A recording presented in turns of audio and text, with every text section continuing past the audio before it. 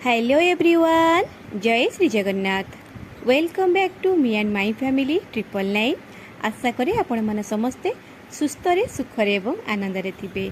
आज आसतु मो पिलांक पई मु जहाँ भी किछि बनेछि आपण मानक सहित निश्चय शेयर करिवि। ता पूर्वरु वीडियो को लाइक करंतु, शेयर करंतु, कमेंट मध्य करंतु। जो मैंने नुआ देखुं से मैंने सब्सक्राइब करी बेल आइकन प्रेस करी ऑल बटन प्रेस करी नियंतु। मु जेतेबेले जहाँ भी किछि अपलोड करी आपण माने तुरंत देखिपारे। आसतु बनैबा आजिर रेसिपी कौन कौन सब मु बनैली आउ केमिति बनैली देखिबा। एठी मु अरुआ चाउल आउ सोयाबीन रखिछि। चाउल मध्य धुआ होइछि, सोयाबीन मध्य बतुरा हो जाइछि। एठी गरम मसला आउ टिके लंका गुंड, हलदी गुंड, कसूरी मेथी, आमर एठी पियाज कटा दीटा बड़ साइज पियाज को ममती स्लाइस भाव में काटी। अदा रसुण को ग्रेट कर नहीं, दीटा कंचा लंका रखी, टिके दही रखी। जानीपार कौन बनैबा पलौ कही पारती, बिरयानी मध्य कही पारती। झटपट जदि पिला माने खाइबा को इच्छा करुचंती एमती किछि बनैदेले से माने खुशी खुशी खाई नियंती। आज आसंतु बनैबा सोयाबीन बिरयानी। सेटा पुणी प्रेशर कुकर रे तेल मुठी किछि देदेली जेति कि आमको आवश्यक। भल भाव तेल ताती गलानी, तापर टिके गोटा मसला आ पियाज को देकिना भल भावे भाजी नेली। पियाजटा जेते भाजी हेबो सेते तो भल बास्ना आसे, सेतिपई पियाजटी को भल भावे भाजी नेली। मते किछि आज फुटण देइनी, एक्चुअली भूली गली जीरा टिके पकई दै थांती। बास्ना बहुत बढ़िया आसूची पियाजर। एबे अदा रसुण जो ग्रेट करी रखी आ कंचा लंका सेटा मध्य एबे पकेकी ताकू भल भावे भाजी नबा। कंचा स्मेल जीवा पर्यंत भाजीबा। पियाज मध्य पलौ हो बा बिरयानी जदि आमे बनौचंती तो टिके भल भावे भाजी हेले तार फ्लेवर बहुत भल आसीते। एठी जो गुंड मसला रखी एथरे मु टिके पानी मिसई ताकू गोली की रखीदेवी। बो एमती प्रायतः सब गरम मसला रे तरकारी बनैला बेले पकई थांती मसला गुंड। मु गरम मसला सहित अल्प टिके बिरयानी मसला मध्य लेइची। गोटे चम्मच बिरयानी मसला, गोटे चम्मच आमर गरम मसला, ताकू सबू पकई किना एठी टिके ताकू फ्राई करि नबा, कसा कसी करि नबा। मसलाटा टिके सिम कर देली। हाई रहिले मसलाटा पोड़ी जिबार संभावना थाए। एठी मु दुईटा मीडियम साइज रो टमाटो पकई देली। फ्लेवर मध्य भल आसे टमाटर।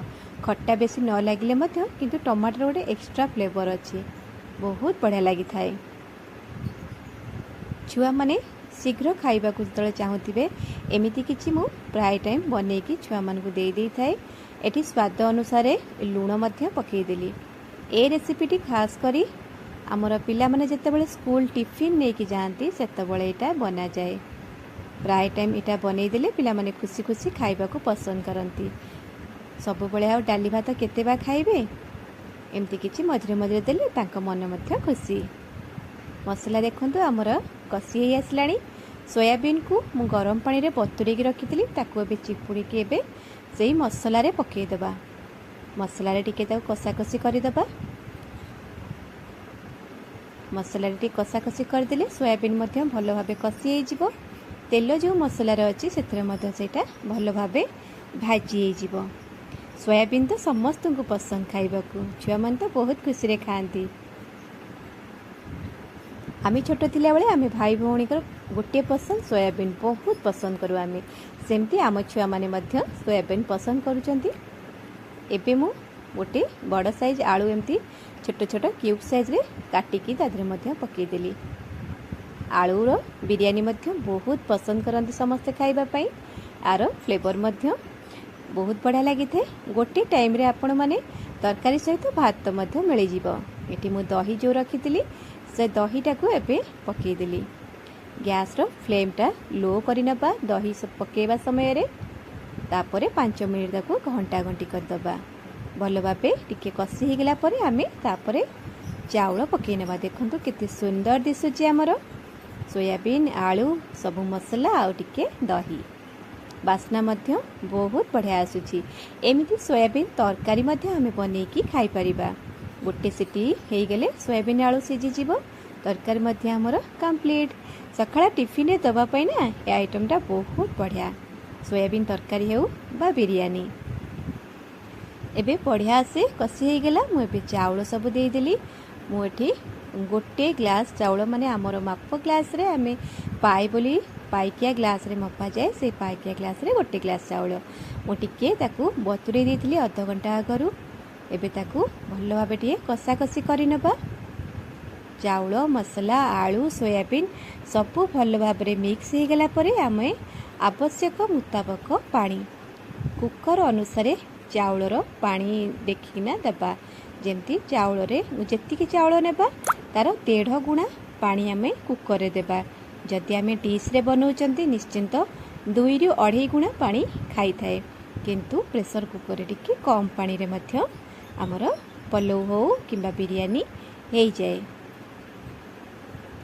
से अनुसार मुझे चाउल मापरे 1.5 गुणा पानी देदेली। सोयाबीन आमर बतुरी जाइतिला अल्प सिझा खाइब पानी आलू तो अल्प बांफरे मध्य सिझीजिव। चाउल को देखिकिना आमे पानी देदेलु। एबे आमे प्रेशर कुकर लिड बंद करके हाई फ्लेम में रखिबा केवल गोटे सीटी हला परे आमे गैस फ्लेम ऑफ कर दबा। मने रखिथिबे गोटे सीटी। तापरे सीटी हेबा भितरे आमे आ गोटे ता सहित साइड आइटम बनेइबा। एठी मु दुईटा बड़ साइज रो आलू को सिझेकी एमती छोट छोट क्यूब साइज रे काटी नेछि। जो माने बनै खाउथिबे ना से मान तो आर टेस्ट जानिथिबे। एते टेस्ट माने कहिबोनी आत्मा शांति। सेतरे मु किछि दही मध्य पकै नउछि। आलू दहीर ए रेसिपीटा एते टेस्ट जहाँ भी किछि आपण माने सुखिला भात रे मध्य खाई परिबे। जे कोनसी खाली भात रे बहुत बढ़िया लागि थाए। मु आज सोयाबीन बिरयानी बनैली तो मो झी कहला एमती किछि आलूर मामा बनै दे। प्राय टाइम ताकू बहुत पसंद आर। एटी पियाज मध्य स्लाइस करी रखिथिली ताकू मध्य पकै देली। किछि धनिया पत्र मध्य पकै देली। बहुत बढ़िया लगे। एटा एक्चुअली आमर नेपाली डिश किंतु आमे समस्ते बनैकरी मध्य खाऊ। एटी जीरा लंका आम सुखिला लंका और जीरा जो भजा गुंड आम घर मानक तो समस्त घरे थाए सब बेल सेटा मध्य गोटे चामच देदेली। स्वाद अनुसार लुण मध्य देदेली। ताकू तापरे भल भाव गोला गोली करनबा। आ ऊपर गोटे छुंक दिया जाय थाए किंतु मु गोटे छुंक देइनी। खाली आम एमती प्राय टाइम एमती आलू रे दही प्याज सब पकेकी गोलेकरी खाई दो। बहुत बढ़िया लगी थाए। छुंक खाली टिके फुटण जीरा सोरिष सुखिला लंका टिके लंका गुंड एमती पकेकिना टिके तेल अरे फुटण देकी ऊपर गोले देले तार फ्लेवर मध्य बहुत भल आसी थाए। एमती मध्य खाली मध्य खाई जीव रुटी हो भात। आमर गैस बाहरी गलानी। एबे गैस सबू काढ़ी नबा। देखंतु आमर सोयाबीन रो बिरयानी कंप्लीट हो जाइए। पिला माने बहुत खुशी आज खाई सोयाबीन बिरयानी कारण टिफिन रे से सब बळे नउथिले। स्कूल छुट्टी होला पर ठार प्रायतटा बन्या हेइनी अलगा सब बनै कि तांको दिया होथिला जो जाक से माने खाई पारु नथिले। तो आज बनैबारु से माने बहुत खुशी हो गले। देखंतु केते सुंदर दिसुची। गोटा गोटा मध्य चाउल अछि। भात बढ़िया से सिझिची किंतु गोटा गोटा अछि। आज पई एतिकी रेसिपी हमर सोयाबीन बिरयानी आलू दही चिकन आउ किछि सालाड एतिकर आमर आज लंच। आपण मानकु आमर वीडियोटी केमिति लागिला आशा निश्चिंत भाव में किछि कमेंट करिवे लाइक मध्य करिवे।